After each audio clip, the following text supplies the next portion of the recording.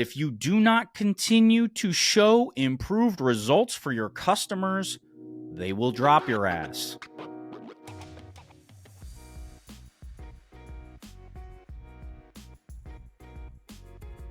My name is Christy Falteruso. I'm Greg Daines. Dan Ennis. Ooh, dang. My name is Alex Turkovich. Jeff Kushmerek. Dave Epperly. Ahmed Huck.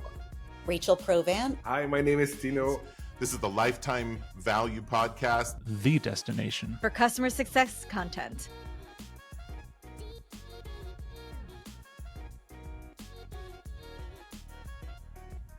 This episode is sponsored by The Segment, a new kind of customer success newsletter bringing you the latest news, analysis, and references only true lifers will know. Subscribe today by navigating to www.lifetimevaluemedia.com or send us an email at subscribe@lifetimevaluemedia.com. What's up, lifers, and welcome back to Lifetime Value, your destination for customer success content, where we help you make sense of it all, the terms, the headlines, and what's the best way to phrase keeping a customer. Do you hit them with the double negative and call it net negative churn? Or is it net revenue retention? Or do we go all red, white, and blue on them and call it net dollar retention?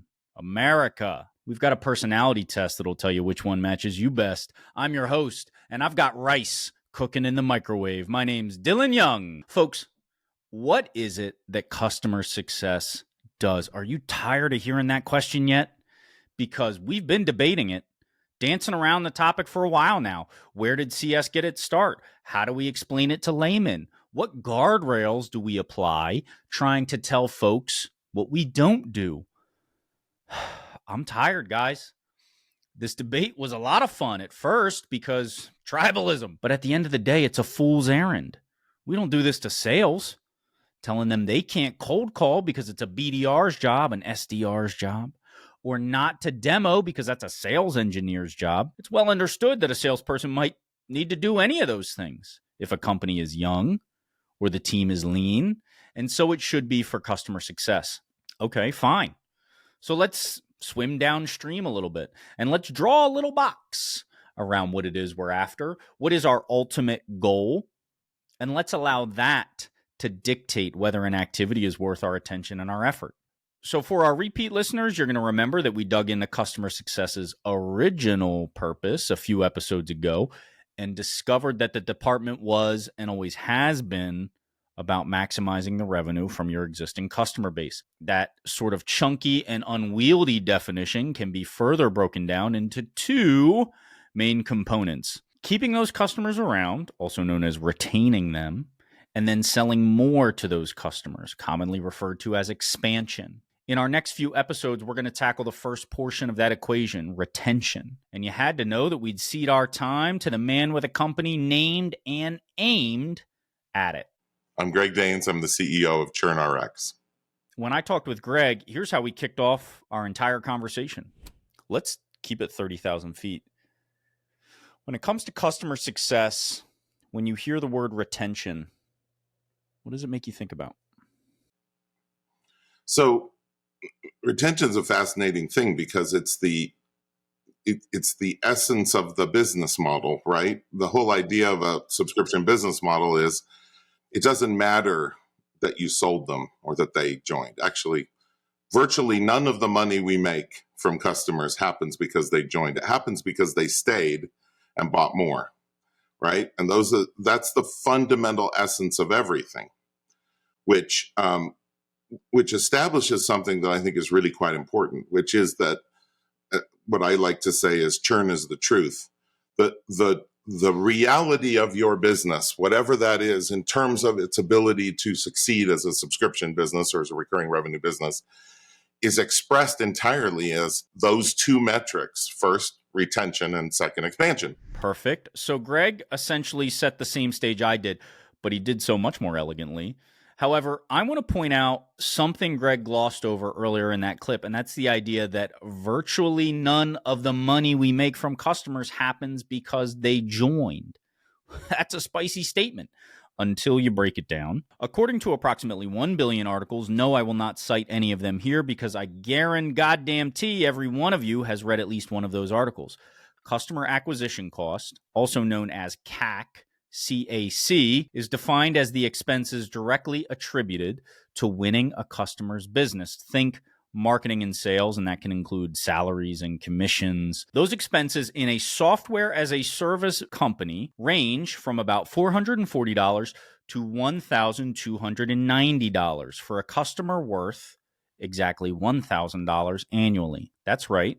Companies spend anywhere from 44% to 129% of a customer's annual value simply to acquire the customer in the first place. So when Greg says most of the money made on a customer happens at acquisition, it's this math he's referring to and that he's doing in his head. In the case of those customers where it took more money to get them to sign on the dotted line than that contract is even worth in the first year, retaining that customer is absolutely crucial to the long-term viability of the business. All right, back to Greg. The reality of your business, whatever that is, in terms of its ability to succeed as a subscription business or as a recurring revenue business, is expressed entirely as in those two metrics: first, retention, and second, expansion.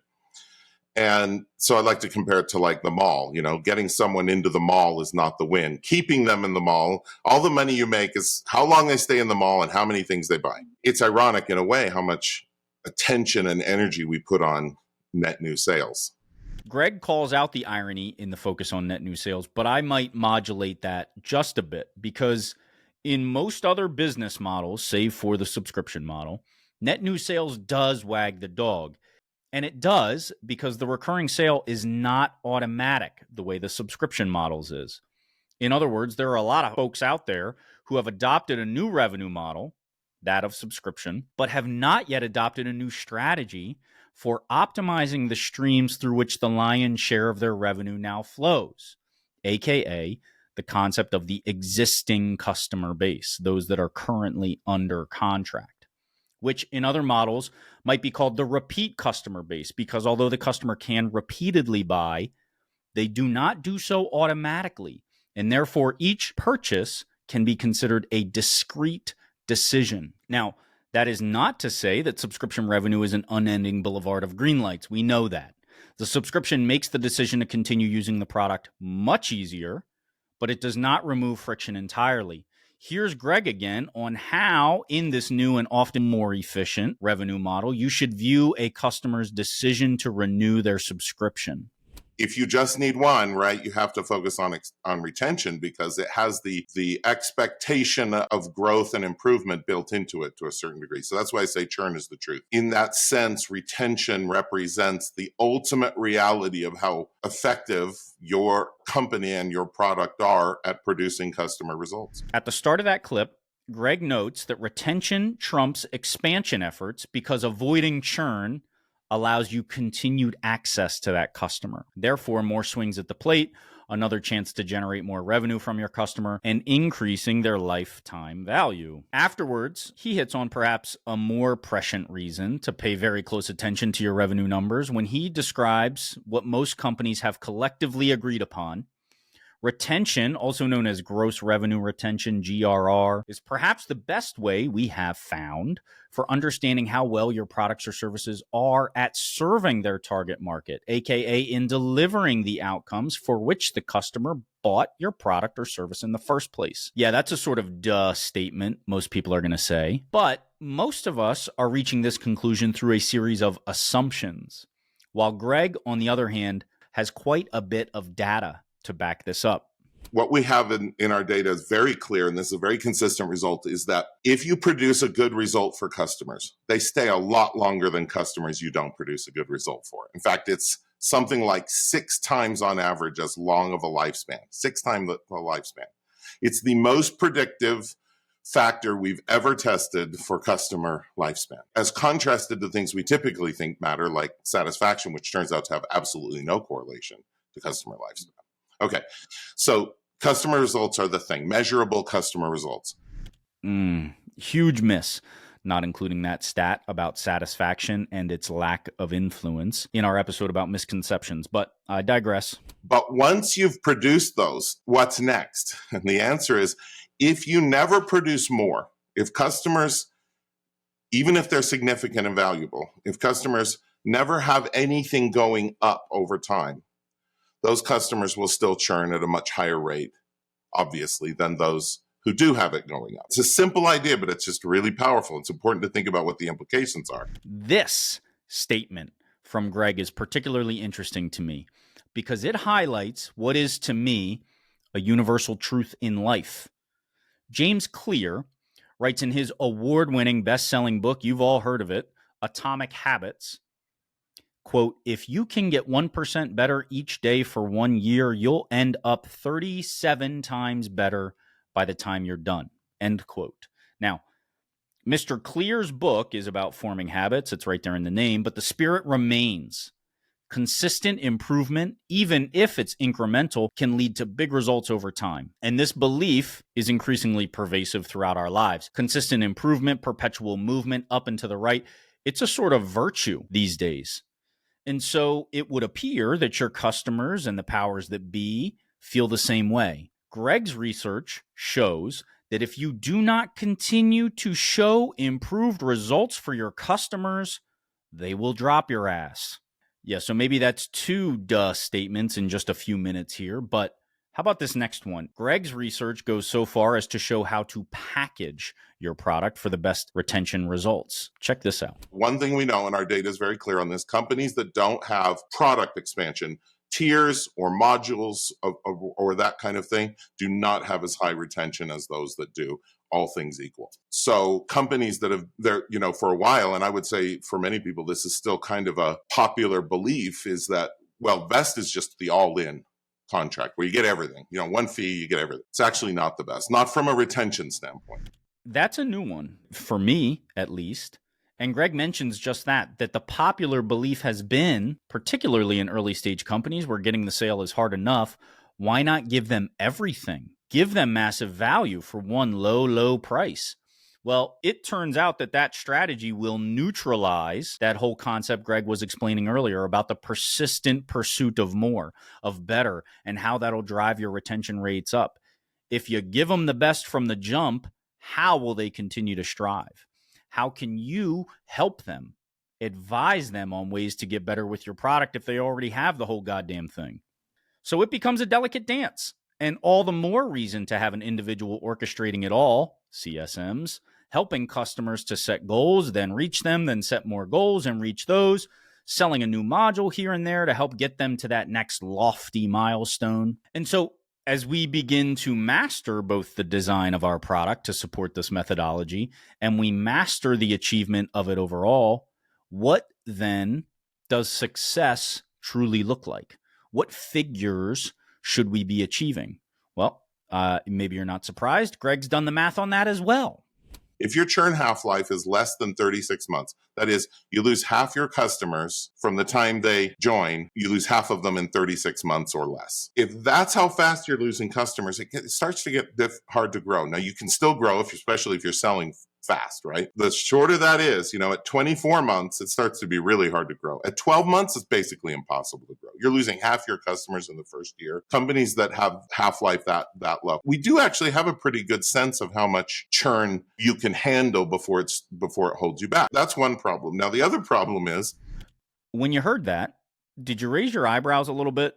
36 months? 3 years? Shoo! I've worked for quite a few companies that were not reaching that mark, retaining more than 50% of their customers for 3 years or longer. But as Greg mentioned right after that, 3+ years is the gold standard, and it's not one you're likely achieving early on in your journey. No matter, because the silver lining is that churned customers are a treasure trove of information, assuming you know where to look. I think retention and churn are really incredibly clear indicators that we should use. I think they're the best diagnostic. I think expansion is the ultimate KPI, but if I want to say, why are we not winning? I frequently am going to go back to, when do customers churn? So for instance, when they churn, how rapidly they churn out matters a lot. So if you have 24-month half-life, right, that means you've lost half your customers in 24 months. Or let's take a more severe case, it's 12 months. What that's telling us isn't just that we lose a lot of customers. It actually tells us something much more interesting than that. It reveals exactly where we're losing them,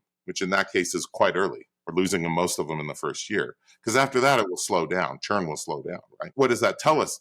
It doesn't just tell us how much we're losing and when we're losing them. It tells us why. Because customers who leave early, who fail early, fail for completely different reasons than customers who leave 3 or 4 years down the road. So the reasons become clear. So diagnosing what's going on, churn is just incredibly useful for that. I want to build retention and churn as my primary sort of finger on the pulse of how do I manage and bring that down? And then I want to use that to build on how do I drive results and get to high expansion rates.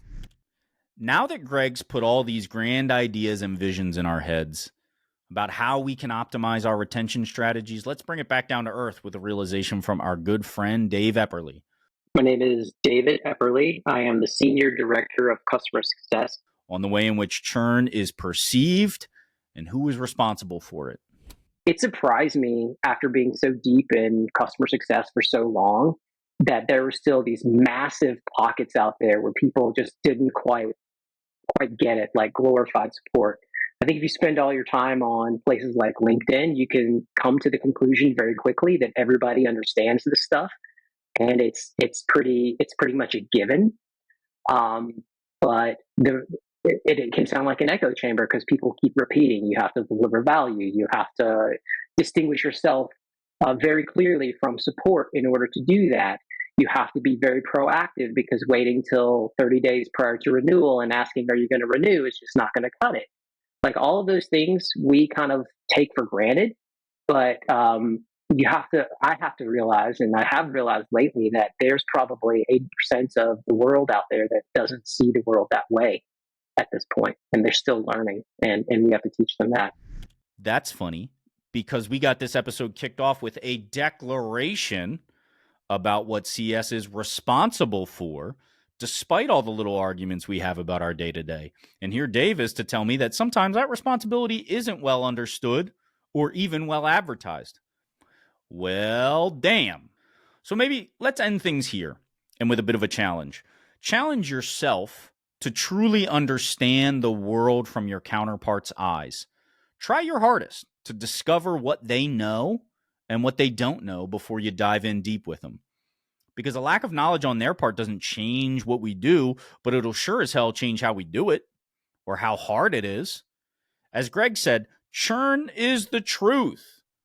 But do your best to make it true as well for your colleagues, for your leadership and your customers, and make sure they understand it the way you do. Until next time, lifers, peace.